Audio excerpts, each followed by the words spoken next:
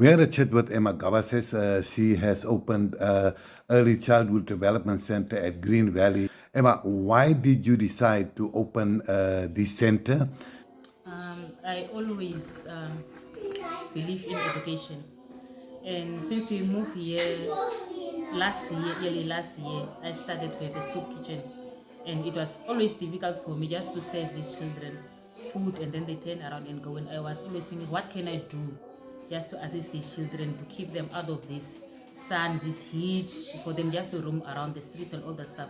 And then I came up with this idea of opening a ECT center for them. There is a need. This is the safe haven for these children, and this is what they really needed here at Farm 37, because as you can see, there's nothing here. It's only the ghettos which is standing here, and it's none of the parents. They are not. Everyone is just stuck here.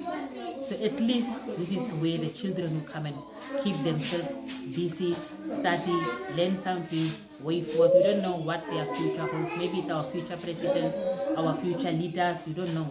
So for the sake of education, this kindergarten is standing at Farm 37 for the sake of children of Farm 37. So regardless of what we face here, no matter how difficult it is, they have to learn something and become something in the future.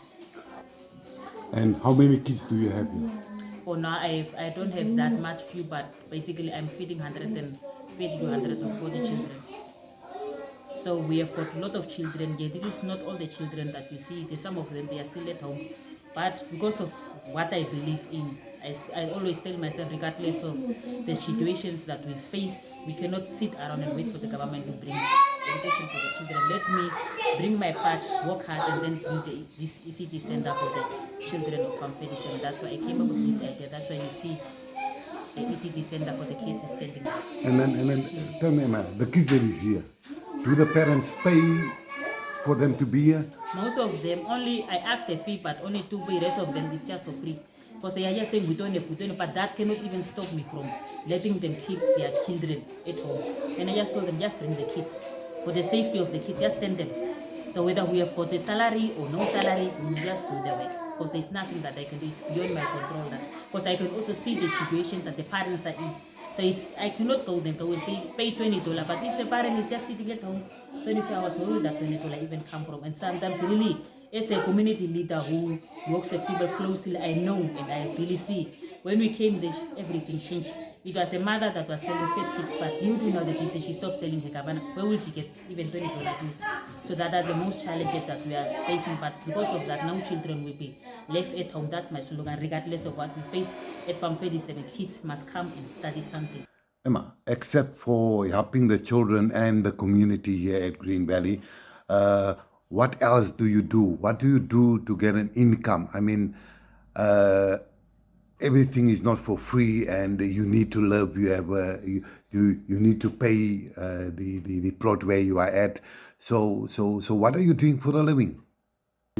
I'm a security officer for Tunako, and the little salary that I'm getting, I share 10% of my salary with the vulnerable children of Farm 37. So I just don't sit and ask help for something that I always start something. So that's how I came up with everything that you see around here. 10% is going mostly I buy food for the kids for the soup kitchen. There are those that can come. I don't have shoes, I don't have toiletries. I never say no for them. As long as it's a kid that is going to school, I never say no for their needs. I will always find a way by providing to provide for that child. To build something like this costs a lot of money. Yes. Where did you get the money from? Most of the stuff I did it myself, and then after I built the kindergarten half. Then a lady came in named Marlene, and then she assisted me with the rest of the material that was roof and these backsides that you see here. So she assisted me in finishing it, and then the rest of the sponsors used to come from Masa Ryan Cotton, who always had to say thank you also to him for always popping in and giving in, telling me not to lose hope. And so he's also part of, those are the people that assisted in doing this. And then as Danny Marin from Kids Haven, they always, if they get something bigger, they will always share with children, which we are really grateful for them also for, despite their situation, also to think of other children also. So Most of the stuff I did it myself.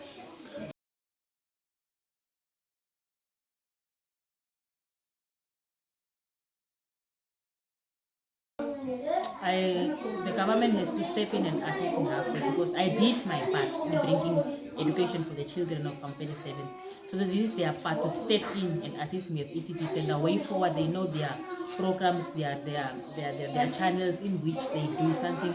So we are never gonna say no for any development that is coming, especially Ministry of Education, Ministry of Gender. They always have to come. We only don't have kids here. We have also teenage girls.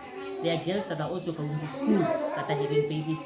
So one is here today. So yesterday the baby was here. So I have to care for all that.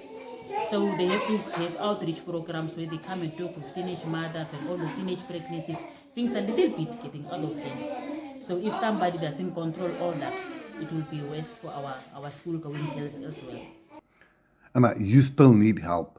So what would you like to say to the business community and the residents of Walvis Bay, as well as the whole Erongo region and Namibia out there? As you can see, Masarudi, we lack tables in our class. We don't have any tables.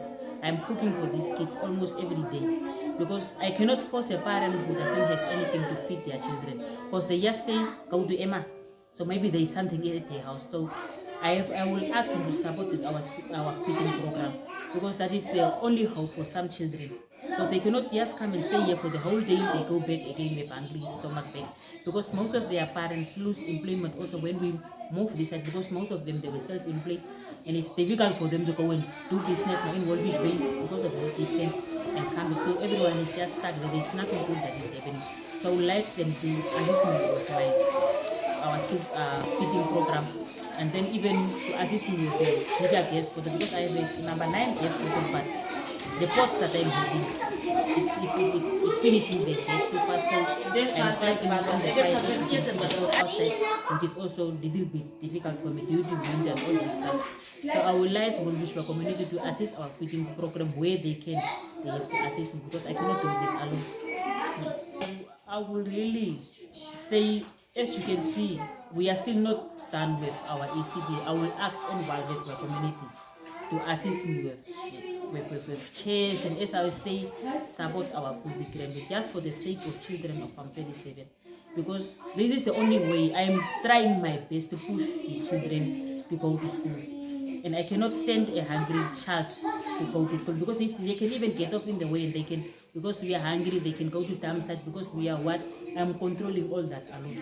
So for the sake of children of Farm 37, let us help me halfway to keep these children on the right path. Emma, do you have any final words that you would like to add? And I will really love to invite Ministry of Education with all her executive team to come to my center and come and have a view that my part that I really did for my community by opening the ECT center at Farm 37. And not only that, they have to really come and walk around and see, because we have got children that were supposed to be in grade 3, grade 2 that are still stuck here at Farm 37. So we cannot teach beyond that grade 3, grade 4, grade 5. They have to hold that parents responsible so that they can really push to go and register their children to be at school. Because they cannot skip kids every year, until the kids go in 10, 9, 10, 11 years. So now what future does that child have? It's a full Namibian and they have to have access to education. And then I would like to say thank you, Choco, because they really reduced the stress that we are having. Due to Master Ryan Porter, he's really a champion. And then I will say also thank you to Maureen for Kids Heaven, for always sharing what she calls the children of Farm 37. And then I will say thank you to Miss Natalia for Unicorn that also provided a best Christmas party for my children last year, which we are really grateful. And so since we are getting most of our help that came through Master, I would really like to say thank you to everybody that make it possible for children of Farm 37.